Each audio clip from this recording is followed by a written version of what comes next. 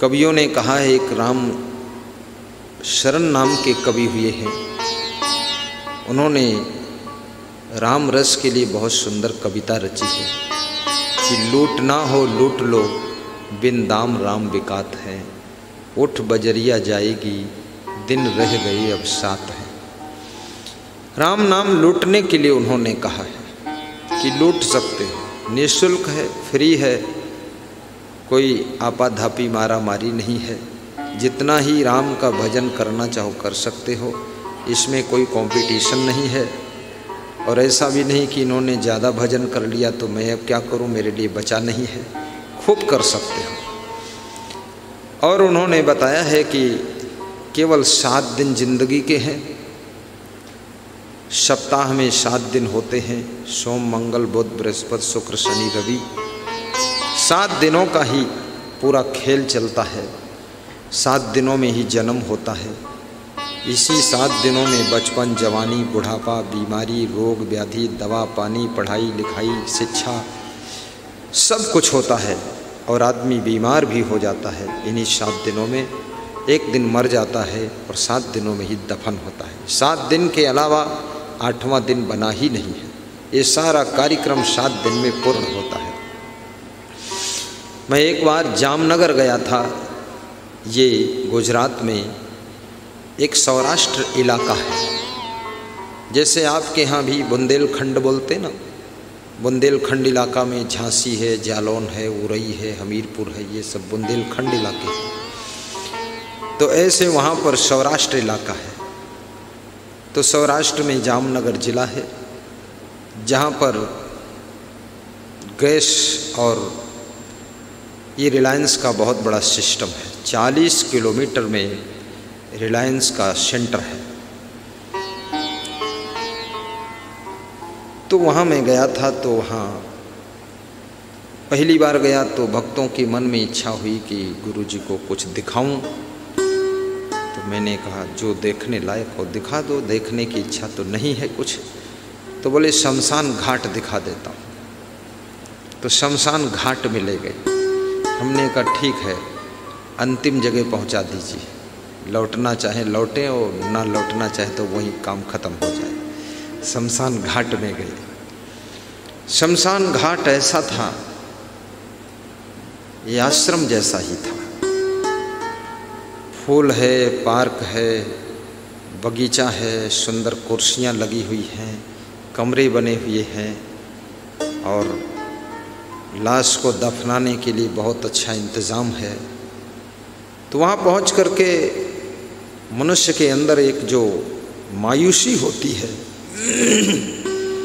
मुर्दे को लेकर लोग जाते हैं दफन के लिए तो मन में निराशा होती है, दुख होता है और दिल संसार से विरक्त हो जाता है। वहाँ का वातावरण देख करके मन जो है पुनः एक नई आशा की किरण को प्राप्त करता है। तो वहाँ सब देखा मैंने, बड़ी साफ सफाई थी, बहुत सुंदर शमशान भूमि थी, बहुत उसको डेवलप किया था। लेकिन वहाँ एक बोर्ड लगा हुआ था, बहुत बड़ा बोर्ड था। तो उसमें 7 दिन का चित्रावली करके दर्शाया गया था कि सोमवार को बच्चे का जन्म हुआ है, ऐसा लिखा था सोमवार, और गोल घेरा होर्डिंग में बना था कि बच्चे का जन्म हुआ, जन्म है। मंगलवार को बचपन, विद्याध्ययन और खेल कूद दिखाया गया। बुधवार को उसका विवाह कार्यक्रम हुआ है। अब सब 7 दिन में ही निपटाना है। विवाह कार्यक्रम हुआ है, उसकी दुल्हन आ गई, बीवी आ गई और बृहस्पतिवार को वो माता पिता बन गए, बच्चे हो गए। तो 2-3 बच्चे खड़े हैं और अपने पापा की ओर फोटो में देख रहे हैं, अंगुली पकड़े हुए हैं। तो वो दर्शाया फोटो। और शुक्रवार को वो व्यक्ति अपना बिजनेस का काम कर रहा है। शनिवार को बीमार होकर हॉस्पिटल में भर्ती हुआ है और रविवार को मर गया है, चिता जल रही है, दिखाया गया है। तो इस 7 दिन में पूरी जिंदगी का खेल पूरा किया गया है। रामशरण नाम के कवि ने 7 दिन का ही खेल बताया है, जिंदगी 7 दिन की। ऐसे कुछ कवियों ने, कुछ विचारकों ने जिंदगी को केवल 2 दिन बताया है। एक तो दिन जो जन्म लेते हो वो दिन, और दूसरा वो दिन जिस दिन मर जाते हो। बीच के दिन उसने काउंटिंग किया ही नहीं। और 2 दिन की जिंदगी तुम भूल न जाना, ऐसे बताया है। लेकिन ये सब क्यों बताया है इतना? सामान 100 वर्ष का है, पल की खबर नहीं। आगाह अपनी मौत का कोई बसर नहीं। इस मौत की सूचना किसी भी बसर माने मनुष्य होता है, आदमी होता है, किसी आदमी को पहले से खबर नहीं मिलती है कि आपकी कब मौत होगी। और 100 वर्ष का सामान है ये, इससे ज़्यादा जी लो तो बड़ी विशेष बात है, और इससे पहले मर जाओ तो कुछ गड़बड़ बात है, और 100 साल जीकर मरो तो बिल्कुल ठीक बात है। तो ज़्यादातर लोग 100 साल तक बहुत कम पहुँचते हैं, 1-2% लोग पहुँचते हैं, बाकी सब निपट जाते हैं। तो उस साप्ताहिक जीवन चित्रावली में दर्शित किया गया कि 7 दिन की जिंदगी है। उसके लिए कवि रामशरण गा रहे हैं। मैं गाता हूँ, आप दोहराना, ना गा पाना तो सुनते रहना। लूटना हो लूट लो, बिन दाम राम बिकात है। गाइए। लूटना हो लूट लो, बिन दाम राम बिकात है। लूटना हो लूट लो, बिन दाम राम बिकात है। उठ बजरिया जाएगी, उठ बजरिया जाएगी। दिन रह गए अब 7 है, उठ बजरिया जाएगी। मनुष्य के मन को रह गए विचित्र विचित्र तरीके से समझाया गया है, क्योंकि ये मन जगत में जन्म लेने के पश्चात भूल जाता है। गर्भवास में भक्ति कबूले, बाहर आए के उसको भूले। गर्भवास में भक्ति कबूले। विचारक कहते हैं कि जब ये जीव माँ के गर्भ में होता है तो उल्टा टंगा रहता है, बहुत दुख पाता है, तो भक्ति कबूल करता है कि जन्म लूँगा, बस भक्ति करूँगा, अब जल्दी माँ के गर्भ से बाहर आऊँ, भक्ति शुरू कर दूँ, ओम नमः शिवाय, ओम नमः शिवाय बोलूँ, साहिब बंदगी बोलूँ। लेकिन जब माँ के गर्भ से बाहर आता है, संसार की माया को देखता है, तो भक्ति को भूल जाता है और माया का रस लेने लग जाता है। गर्भवास में भक्ति कबूले, गाइए संतोष मौर्य जी। बाहर आई कि उसको भूले, सतनाम सतनाम सतनाम बोल, जय करुणामय सतनाम बोल। सतनाम सतनाम सतनाम बोल, जय करुणामय सतनाम बोल, जय करुणामय सतनाम बोल।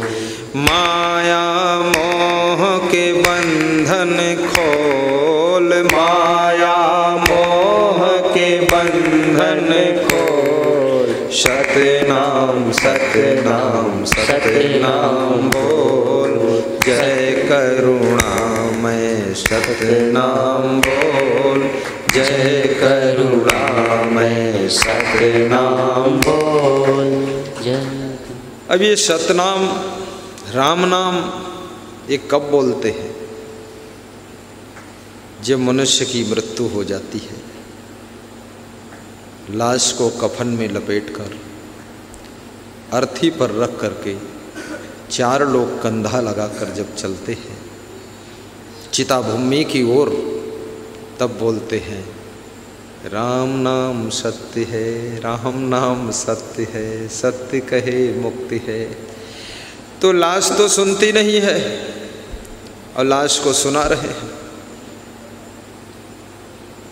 बोलते सब चले जा रहे हैं। जितने लोग दफन करने गए हैं वे भी सब अधमरे हैं, क्योंकि वे भी सब डरे हैं कि एक तो मरे हैं और नंबर अपना भी धरे हैं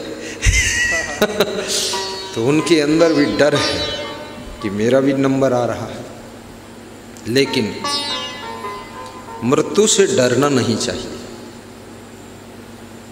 क्योंकि जो सुनिश्चित घटना है, डरने से भी मरना है, ना डरने से भी मरना है। लेकिन जानबूझकर मरना भी नहीं चाहिए, आत्महत्या करना भी नहीं चाहिए। और यदि आप कहते हैं कि ये शरीर मुट्ठी भर राख है, तो पहले से ही राख खाकर नहीं बैठ जाना चाहिए। ये जब मुट्ठी भर राख होगा तब होगा, अभी राख नहीं खाना है, न राख लपेटना है। एक साधु से मैंने पूछा, राख क्यों लपेटते हो, ऊपर से राख क्यों लगाते? बोले अंत में राख में ही मिलना है, मुट्ठी भर राख हो जाना है। तो मैंने मुट्ठी भर राख हो जाना है तो आप अगर 50 साल राख लगाओगे तो ये तो ट्राली भर राख लगा लोगे तुम, और मुट्ठी भर राख बनोगे तो ये ट्राली भर राख कहाँ से आएगी तो बोला आप मजाक करते हो। हमने कहा मुट्ठी भर राख होने का अर्थ ये नहीं है कि जिंदा में ही राख लगाने लग जाओ या राख खाने लग जाओ। मरने का अर्थ ये नहीं है कि मरना है एक दिन तो आज ही मर जाओ, ऐसा नहीं। जीना चाहिए। ये संसार में तुम्हारी ज़रूरत है, तुम्हारी आवश्यकता है। तुम संसार की शोभा हो, तुम जगत की श्रृंगार हो, तुम जगत के विकास पुत्र हो। तुम्हारी वजह से बहुत कुछ इस दुनिया में होता है। तुम जितने दिन ज़्यादा जियोगे उतना अच्छा है।